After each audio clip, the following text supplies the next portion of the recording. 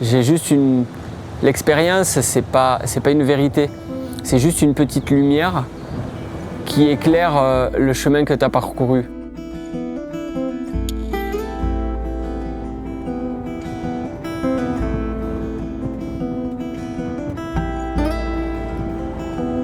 Pour moi, ma vie, c'est ça, c'est d'être en montagne.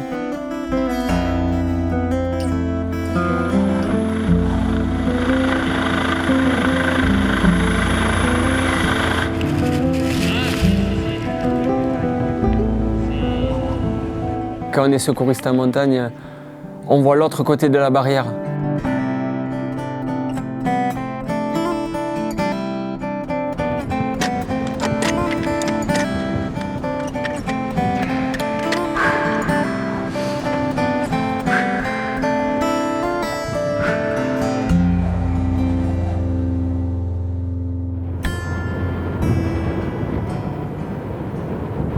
Tot aquest temps a la muntanya et porta a pensar en el respecte, no? El respecte a les muntanyes, el respecte a tota la gent que ha fet alpinisme al llarg de la història i busques un estil, no? Un estil que et defineixi a tu i un estil que sigui respectuós amb la muntanya.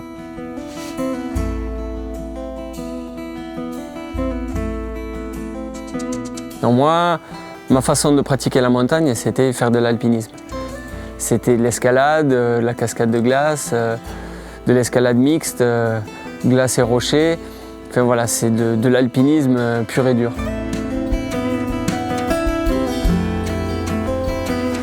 Et en parallèle de ça, j'ai découvert sur le tard le trail running.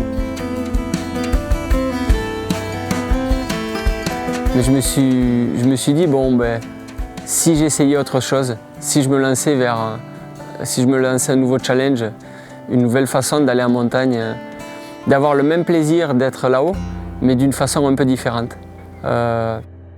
Donc ça a commencé du jour au lendemain. Allez, ok, je vais aller en montagne, mais différemment, je vais courir. Donc mon sac il va être un peu moins lourd. Et je vais aller sur les sommets, mais je vais mettre des baskets. Et voilà, ça a commencé comme ça.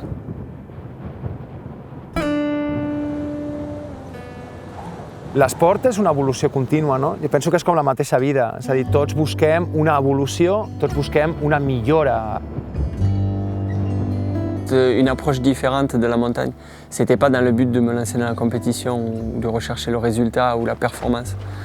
C'était juste une nouvelle façon d'être en montagne, tout simplement, de parcourir la montagne, d'être dans mon univers, voilà, mais d'une façon juste un peu nouvelle.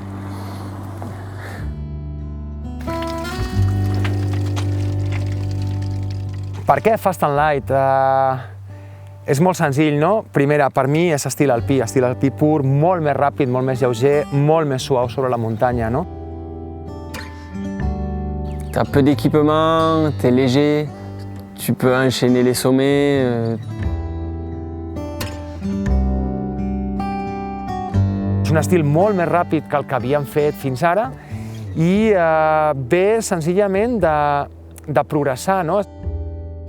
Comporta un canvi de mentalitat, comporta una evolució dintre del pensament, de la muntanya.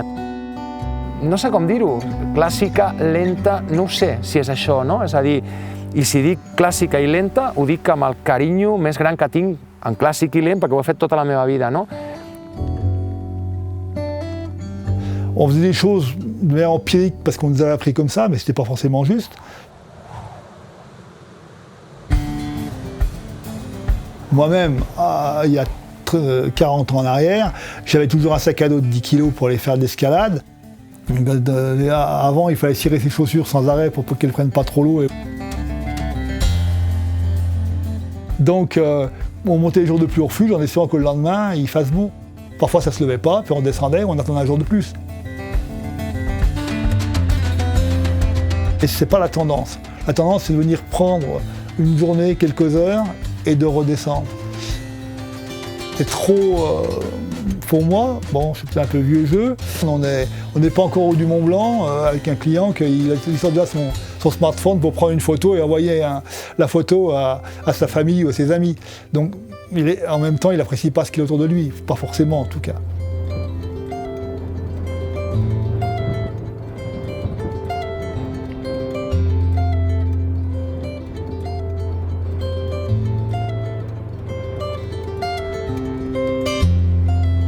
Et je pense que des gens comme ça apprécient aussi très bien, d'être en montagne. Ràpid i lleuger és connexió amb la muntanya, no? És una relació tu i ella. Si jo realment puc sentir les pedres, puc sentir la neu, puc realment tocar la muntanya a tot moment, no? És a dir, no hi ha tecnologia extra al mig, no?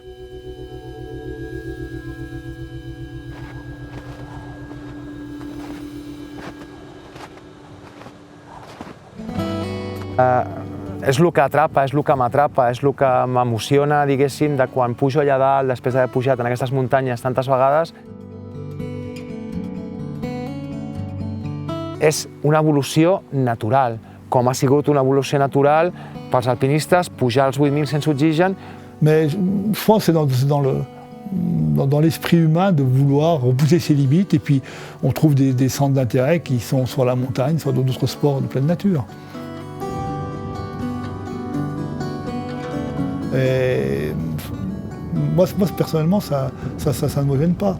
Ça me gêne plus de voir des gens qui sont équipés, mais qui ne savent pas utiliser leur équipement et qui sont beaucoup trop lents parce qu'ils n'ont pas les connaissances techniques.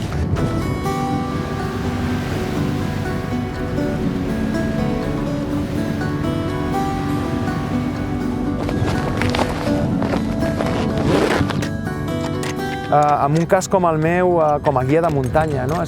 Des de fora et sents avaluat a cada moment. És a dir, saps que la gent està esperant que hi hagi una equivocació, que hi hagi un error, com molta gent té utilitzant material clàssic.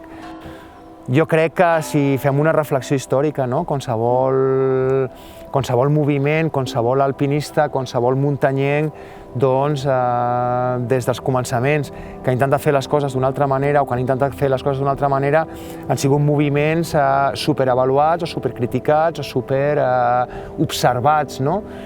Potser és bo, no? Que aquesta nova filosofia, que aquesta nova aproximació a les muntanyes sigui tan observada, no? Perquè si realment passa els exàmens, voldrà dir que funciona. I si no els passa, ens ho estem passant molt bé.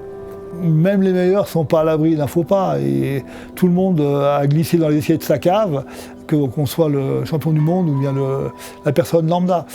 El risc no és una cosa que sigui exacta, no? No és una mesura exacta de risc, no? És a dir, el risc és un sentiment, en el fons, és una emoció. Pour moi, la montagne, il faut faire preuve d'énormément d'humilité face à elle.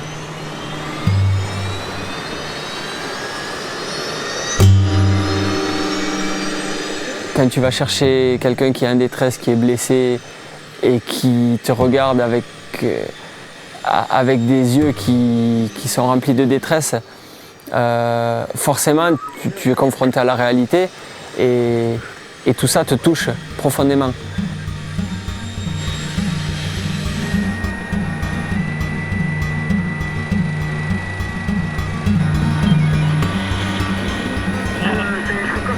Je ne sais pas non plus si les gens sont vraiment conscients qu'il existe des risques.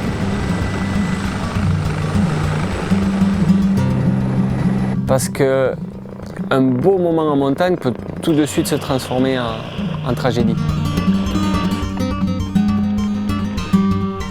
La muntanya té uns perills intrínsecs, però en el moment en què la tecnologia la redueixo molt, haig de ser molt conscient, no? Molt humil i tenir molt respecte cap a la muntanya en tot moment, no? Quan porto molt poca roba o porto un material molt lleuger, qualsevol canvi de temps és susceptible a poder provocar un accident. Si jo no sé el que faig, millor que no ho faci, perquè realment el risc que assumeixo és molt elevat.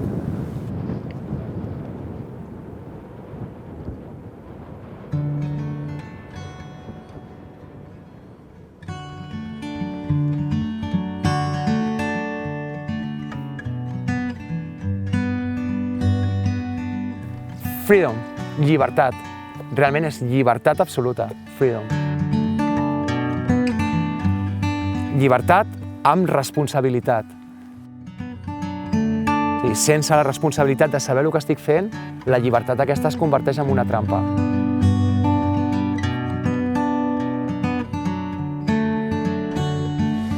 Oui, c'est vrai que moi, le fil conducteur de ma vie, c'est la montagne. C'est une passion que j'ai dans les tripes, que j'ai dans le cœur.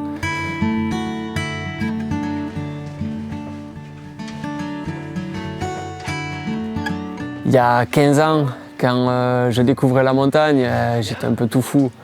Je n'avais pas le discours que j'ai aujourd'hui parce que moi, je deviens peut-être un peu plus mûr. Je vois la vie sous un autre angle. Ah, il saute. Et le tonton, il fait comment?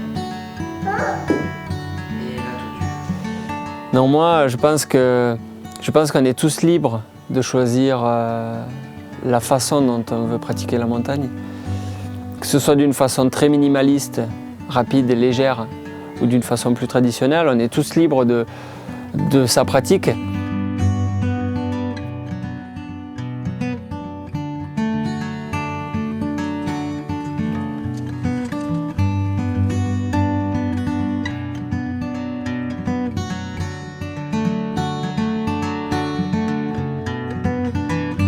Je crois que l'être humain, il faut qu'il reste libre. On est déjà dans des sociétés où on est encadré par des centaines et des centaines de lois et de règlements, où on ne peut plus rien faire. Et donc, il faut que la passion puisse s'exprimer. Chacun est libre de prendre ses risques et de les gérer.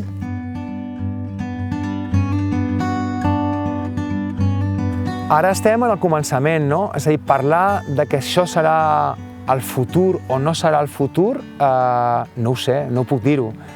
Necessitaria una bola de vidre i necessitaria ser un adiví, no? És el meu futur, no sé si és el futur pels altres, no?